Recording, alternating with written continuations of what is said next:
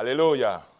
Et je n'ai pas l'habitude de le faire. Je voudrais que tu te lèves un peu sur ta place et que tu salues ton voisin en lui disant « Sois la bienvenue dans la maison de Dieu ». Parce que c'est vraiment une grâce, n'est-ce pas, d'être ici ensemble. Il y a beaucoup qui n'ont pas pu, n'est-ce pas, être ici ce matin à cause peut-être de la maladie, à cause des incidents ou des accidents. Mais vous avez le privilège d'être ici ce matin. Que le Seigneur vous bénisse pendant que vous êtes en train de saluer les uns les autres. Alléluia, le Seigneur est bon, le Seigneur est bon. Alléluia. Alléluia, merci Seigneur. Alléluia Seigneur, que la gloire te revienne. Alléluia, Seigneur merci. Alléluia. Oh merci Seigneur, je suis très content d'être parmi vous ce matin. Et comme je vois les visages vraiment rayonnants, n'est-ce pas, je vois tout le monde souriant, c'est ça qu'on aime dans la maison de Dieu. Amen. Amen. Gloire à Dieu. Donc, ce matin, je voudrais partager avec vous sur le thème « La jalousie, ennemie de la communion fraternelle ». La jalousie, ennemie de la communion fraternelle. Ça fait quelques mois que je suis en train de développer des prédications sur la communion fraternelle. Parce que je trouve que c'est nécessaire pour l'Église, nécessaire pour nos familles. Et j'ai parlé dans le passé sur la langue, comment la langue, n'est-ce pas, peut construire et ça peut aussi détruire. Et je vous ai parlé comment, avec la langue, vous pouvez bénir les autres.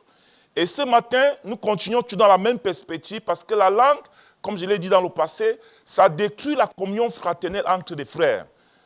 Juste un simple mot, ça détruit un frère et par conséquent, le frère ne vient plus à l'église ou le frère ne peut plus te saluer.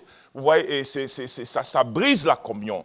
Donc ce matin, je vais continuer avec quoi? Avec la jalousie.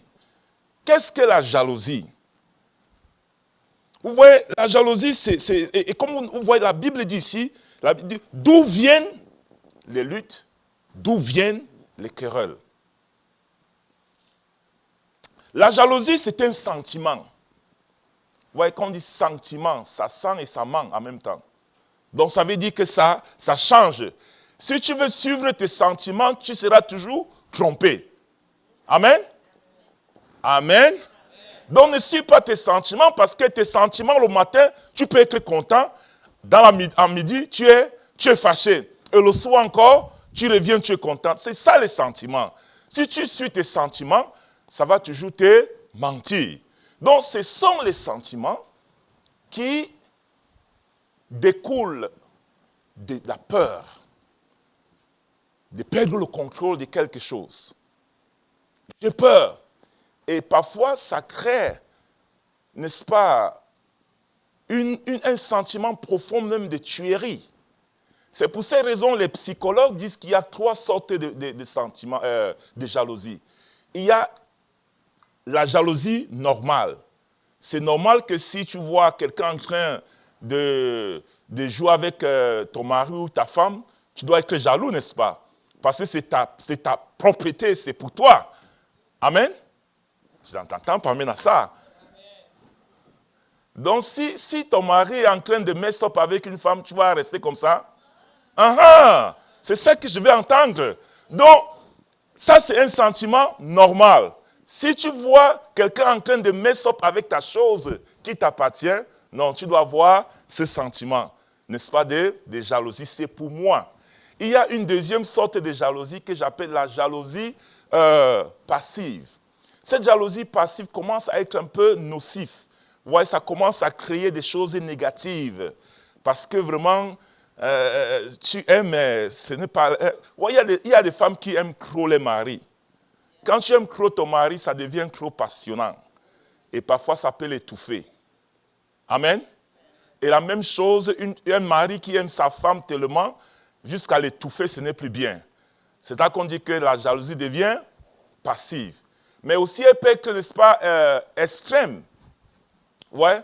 Dans le sens que on n'est plus jaloux d'une manière normale ou d'une manière passive, mais maintenant on est prêt à tuer à cause de la jalousie. C'est pourquoi on a plein d'exemples de gens qui ont tué à cause de la jalousie. J'ai suivi même tout récemment, n'est-ce pas, dans un journal où un jeune homme a tué son ami qui voulait, n'est-ce pas, mess up, comme on dit en anglais, avec sa girlfriend. Et il a préféré prendre son fusil et mettre sur sa tête pour en finir. Et on a dit, voilà, au niveau du tribunal, on a dit qu'il est acquitté parce que c'était la jalousie sentimentale. Sentimentale. Sans manque. Il te manque toujours. Donc, si nous voulons vraiment nous appuyer sur nos sentiments, nous allons toujours avoir des problèmes. C'est pour ces raisons. La jalousie, donc, on peut dire, la jalousie, c'est un sentiment universel. Tout le monde peut être jaloux. Même Dieu est jaloux. Alléluia. Donc, c'est un sentiment universel. Mais aussi, il faut comprendre que dans l'église, il y a beaucoup de jalousie aussi. Voyez, lorsqu'on parle de jalousie dans l'église, les gens disent, mais hey, qu'est-ce que le pasteur Baké veut dire là? Même dans l'église, il y a de la jalousie. C'est pour ces raisons. Le texte que nous venons de lire ici, la Bible dit clairement d'où viennent les luttes, d'où viennent des guerres parmi vous. Et la Bible répond. Et c'est de ça qu'on va parler ce matin. Si nous voyons dans 2 Corinthiens chapitre 12, verset 20, la Bible dit que l'église de Corinthe était tellement jalouse, au point que l'apôtre Paul a dit, j'espère que quand je vais revenir la prochaine fois, vous n'allez pas me tuer à cause de votre jalousie. Vous voyez, c'était une église vraiment, on sait que l'église de Corinthe était vraiment une église où il y avait les manifestations des dons du Saint-Esprit, il y avait tout ça, mais la jalousie n'est pas bon. C'est pour ces raisons, la Bible dit, lorsqu'on est jaloux, on devient très dangereux. C'est pourquoi la caractéristique donc de celui qui est jaloux, comment on va reconnaître que telle personne est jalouse ou non? La personne est méchante. La méchanceté est un signe de jalousie. Par exemple, lorsque Jésus-Christ est né, la Bible dit, Hérode a demandé qu'on fasse quoi? Qu'on tue tous les petits-enfants. Pourquoi? Parce qu'il était roi et on voit l'étoile d'un roi qui est né. Et il dit, hey, cet enfant-là va prendre ma place. Qu'est-ce qu'il faut faire? Il faut le tuer. La méchanceté. Donc, lorsqu'on est jaloux, on est prêt à manifester la méchanceté parce qu'on ne veut pas que telle ou telle personne prenne notre place. Et c'était le cas d'Hérode lorsqu'il a tué tous les petits-enfants à cause de Jésus. À cause de l'enfant Jésus, il a tué tous les petits-enfants. C'était la méchanceté. Donc, je peux reconnaître que telle ou telle personne est jalouse de moi lorsqu'elle manifeste la méchanceté. Et la deuxième chose, c'est quoi? C'est l'esprit charnel. Lorsqu'on parle de l'esprit charnel, parfois c'est un langage un peu codé, mais la Bible parle de marcher par l'esprit ou pas, de ne pas marcher par la chair. Marcher par la chair signifie quoi? Ça signifie que tu marches selon tes 5 sens. Ce que tu vois, ce que tu entends. Voilà, quand on vient, on te chuchote quelque chose à l'oreille et tu réagis par rapport à ça, ça veut dire que tu ne marches pas la chair. Est-ce que vous êtes avec moi? Amen? Donc, quand on dit que tu marches par la chair, c'est que tu marches selon ce que tu vois. Ce que tu vois n'est pas parfois la réalité. Ce que tu vois parfois n'est pas la vérité. Ou ce que tu entends parfois n'est pas la vérité. Or, quelqu'un qui est, n'est-ce pas, jaloux, va marcher selon ce qu'il entend, ce qu'il voit. Il y a un adage chez nous qui dit, il ne faut jamais attacher tes lacets, ou les lacets des chaussures. Il ne faut pas attacher tes lacets des chaussures au-dessous d'un manguier qui est interdit. Si on interdit que voilà, personne ne doit cueillir les mangues là-bas, toi tu pars pour attacher tes chaussures, qu'est-ce qu'on va penser? Que tu es en train de ramasser les mangues, n'est-ce pas? Et on peut te tuer à cause de ça, pourtant tu n'es pas en train de ramasser les mangues. C'est pour ces raisons qu'il faut faire très attention. Lorsqu'on est charnel, on écoute et on réagit. Ce n'est pas ce que j'écoute qui va automatiquement me faire réagir. J'ai confiance à ma femme. Si tu dis n'importe quelle chose contre ma femme, ça ne va rien me dire parce que j'ai confiance à elle. Ça ne va rien me dire. Mais je ne veux pas dire, ok, comme on a dit, je vais réagir. Quelqu'un qui réagit toujours, il est charnel. Est-ce que vous êtes avec moi? Amen. La jalousie, c'est quelque chose de terrible. Terrible. Nous allons voir quelques exemples avant que je n'entre un peu, n'est-ce pas, dans le sujet, comme nous avons vu ce matin dans ce texte. Ouais, il y a la jalousie, n'est-ce pas, dans les relations humaines. On va prendre quelques exemples qui se sont passés dans la Bible et nous allons ramener ça dans notre vie par rapport au texte que nous avons lu ce matin. Par exemple, nous savons que Ésaü, vous connaissez Ésaü, n'est-ce pas? Ésaü, c'était le frère de Jacob. Hein? Ésaü, c'était le frère de Jacob. La Bible dit qu'il était jaloux à cause de quoi? La bénédiction de Jacob. C'est un sentiment. Pourquoi lui, il est béni? Moi, je ne suis pas béni. Et la Bible dit qu'il fut jaloux contre son frère. Voilà, ça sont les jalousies relationnelles. Alléluia. Alléluia. C'est pour ces raisons, bien aimés, je connais plein de frères qui ont été jaloux juste parce qu'un frère a été béni par Dieu. Dieu lui a donné une maison, ou Dieu lui a donné une voiture, ou Dieu lui a donné des enfants. D'autres personnes sont jalouses. Si tu es jaloux, il faut que le Seigneur te délivre. Alléluia. Parce que c'est un combat inutile. Et la Bible dit donc qu'Ésaü était jaloux contre son frère Jacob à cause du fait que Dieu bénissait Jacob. Et la deuxième raison ici, c'est quoi? Deuxième exemple, les frères de Joseph. Joseph a eu une vision où Dieu allait l'élever. Et il partage ça avec ses frères. Dans la sincérité, ce sont ses frères, n'est-ce pas? Même pas des étrangers, ses propres frères. Il a dit, voilà, oh Dieu, voilà ce que je vois. Et la Bible dit qu'à cause de ça, ça a créé quoi? La jalousie dans le cœur de ses frères.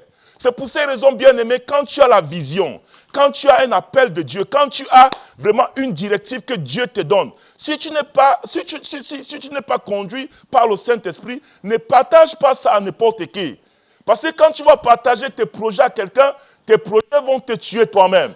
Parce que ces gens vont commencer à être jaloux contre ta vie et ils vont te tuer. Et ils vont, n'est-ce pas, créer, n'est-ce pas, une relation, n'est-ce pas, amère contre toi, juste parce que tu as partagé ta vision. Il faut cacher ta vision.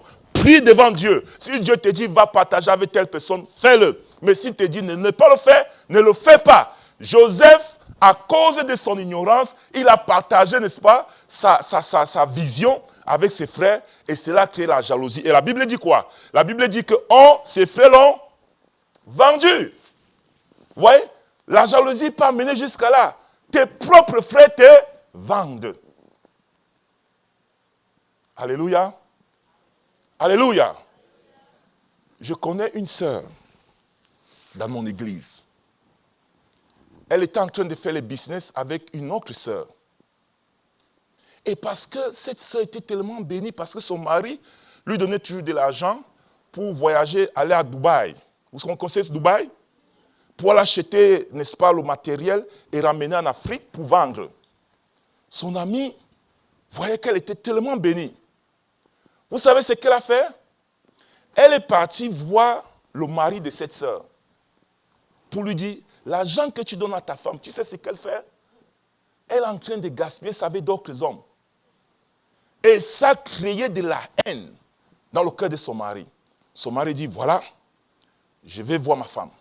Et il est parti voir sa femme et dit, remets-moi tout l'argent que je te donnais. Sa femme était étonnée, qu'est-ce qui ne va pas? Remets-moi tout cet argent. Et il a pris tout l'argent, il a pris tout ce qu'il avait donné à sa femme, sans rien dire. Et cette sœur-là continuait toujours à prier avec son ami. Vous voyez un peu ça? L'hypocrisie en même temps. La jalousie et l'hypocrisie. Alors, un jour, ils étaient en réunion de prière, pendant qu'ils étaient là, et le Seigneur révèle. Parce que la sœur en question, elle était troublée par cette situation. Avec son mari, elle dit, mais ça ne va pas avec mon mari. Alors, elle a donné le sujet de prier, et pendant qu'on est en train de prier, le Seigneur révèle que comme tu vois ton problème là, c'est celle qui est à côté de toi. C'est elle qui a trahi ton soeur qui est partie voir ton mari, et elle est jalouse de toi, parce que tu es dans le succès. Je vous assure, c'était un scandale. Alléluia. Et ça a brisé la relation entre ces deux sœurs. Les deux sœurs qui priaient ensemble, maintenant, elles ne peuvent plus prier. À cause de quoi? La jalousie. Vous voyez comment la jalousie peut faire? Bien-aimé, c'est pour ces raisons, la Bible dit, d'où viennent les querelles, les combats? Ce n'est pas le combat d'Irak, mais le combat qui est dans ta chair, dans ton esprit. Dieu te dit, tu es en train de lutter contre ton frère, contre ta soeur, à cause de la jalousie. Que Dieu te délivre au nom de Jésus-Christ, afin que tu expérimentes la puissance de Dieu dans ta vie. Alléluia. C'est pour ces raisons, vous voyez, même qui ça, même comme la Bible dit, Rachel. Rachel, c'était la femme de Jacob. La Bible dit, comme elle ne pouvait pas accoucher, hein, elle était jalouse de sa sœur. Vous comprenez ça? Sa propre sœur. Mon Dieu. La jalousie est terrible, hein? Sa propre sœur. Elle est jalouse. Parce qu'elle n'accouche pas et sa sœur accouche. Et on peut continuer. Il y a également la jalousie même dans le ministère. Ouais, les femmes, ouais, j'aime trop les femmes dans l'église, mais aussi les femmes sont dangereuses. Hein? Les femmes peuvent être une bénédiction, mais aussi une malédiction pour toi. Ouais, David, c'était un très grand guerrier, on le savait, c'était quelqu'un, quand il était jeune, hein, mais quand il prenait son arme, même Goliath ne pouvait pas résister à David. Et la Bible dit que lorsqu'il a tué David, hein, Goliath, pardon, lorsqu'il a tué Goliath, qu'est-ce qui s'est passé? Les femmes ont commencé à chanter. Oh David, oh David, David tue combien? Oh David, hein? David peut tuer combien? Hein? 10 000. Et seul le roi tue combien? Est-ce que le roi sera content? Moi je tue 1000. Le petit garçon là combien? Et les femmes sont en train de danser, le louer. La Bible dit la jalousie. Et rappelez-vous, David était son beau-fils. David avait sa fille comme en mariage. Vous voyez à quel point la jalousie peut amener ton beau-fils. Maintenant, il veut tuer David. Pendant tout son ministère, Saul voulait tuer David. Vous savez pourquoi? À cause de ça. Rien que parce que les femmes ont dit, David, 10 000, Saul, 1000. Une seule parole. Pendant toute la vie de David, David était menacé de mort. Mamma mia. C'est terrible, n'est-ce pas? Vous voyez à quel point la jalousie peut faire? C'est pour ces raisons dans l'église, Dieu nous rend humbles. Vous voyez? La Bible dit que dans l'église, en ce qui concerne même la prédication, quelqu'un peut s'aimer, hein? L'autre va venir faire quoi? Arroser, et qui tire la gloire? C'est Dieu. Dieu qui fait croître. Pour nous maintenir humbles. Il y a des gens qui vont dire, le pasteur Baquet prêche bien. Si vous commencez à dire ça, les autres prédicateurs vont dire comment? Comment on apprécie seulement le pasteur Baquet? Ça va créer quoi? Hein? Oh, j'entends pas ça. Vous avez peur de dire? Exactement. C'est pour ces raisons, bien-aimés, si vous m'aimez, ne m'appréciez pas comme ça, vraiment. Ne m'appréciez pas en public parce que quand vous voulez m'apprécier, allez devant Dieu. Seigneur, je te rends grâce pour le pasteur Baquet. Dans ton secret avec Dieu, vraiment, je serai content. Amen. Ne viens pas devant pour dire, oh, le pasteur Baquet, j'aurai trop de problèmes. Alléluia. Vous comprenez ce que je suis en train de dire de soi. Hein? Amen. C'est pour ces raisons, bien aimées, même quand tu apprécies tes enfants en public, ça crée la jalousie. C'est une réalité dans l'église. Et vous voyez, Paul, la Bible dit que Paul lui-même a été, n'est-ce pas, jaloux. Parce qu'on voyait qu'il manifestait la puissance divine. Les chefs religieux qui étaient là depuis ne voyaient rien. Et ils ont créé une situation pour que, n'est-ce pas, on puisse persécuter Paul. À cause de quoi? La jalousie. Jésus même a été, n'est-ce pas, victime de la jalousie des chefs religieux. Parce que la Bible dit que Jésus, son enseignement était différent des autres. Quand Jésus enseignait, son enseignement était différent des autres. Et les chefs religieux ont fait quoi? Ils les ont tués. Ils ont fait tout et tout pour tuer Jésus. C'est pourquoi la Bible nous dit ce matin, bien-aimés, d'où viennent les luttes? D'où viennent les querelles parmi vous? On dit, n'est-ce pas, de vos passions? Oh, moi aussi je vais être comme lui. Oh, moi aussi je veux aussi, moi aussi, moi aussi. Mais parce que je ne peux pas être, je commence à faire quoi? À être jaloux. Que Dieu te délivre ce matin au nom de Jésus. Que Dieu te délivre au nom de Jésus. Et la Bible dit que tu vois, parfois tu demandes, tu ne reçois pas parce que tu demandes mal, dans le but de te venger. Il y a des gens qui disent, quand ils voient quelqu'un acheter peut-être une maison, moi aussi, je veux aussi acheter. Quand tu pars prier même, est-ce que Dieu va écouter ta prière? Parce que tu te compares à l'autre. Tu es jaloux de sa maison et maintenant toi, tu pars devant pour prier, pour dire, oh moi aussi, moi aussi. Que Dieu te délivre de ça. Afin que nous soyons vraiment des véritables enfants de Dieu.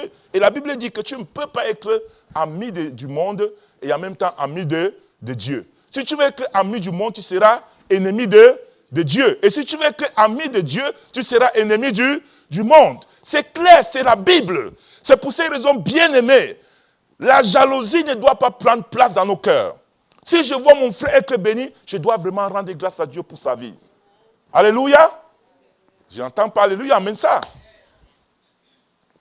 Vous savez, quand j'étais en Afrique, quand j'étais petit, on ne faisait que m'enseigner ça dans ma tête. On me mettait dans la tête. On dit, les Noirs ne progressent pas par rapport aux Blancs. Les Blancs, eux, ils s'entraident. Mais les Noirs, eux, ils se divisent. Je ne sais pas si vous avez entendu ça aussi. Moi, j'ai entendu ça plusieurs fois quand j'étais jeune. On dit non, les Noirs, dès que tu vois un frère noir en train de progresser, on veut le tuer. Soit on va envoyer le vaudou sur lui pour qu'il meure. C'est terrible, n'est-ce pas? Est-ce que ça se passe comme ça aussi en Haïti? En Afrique, parfois,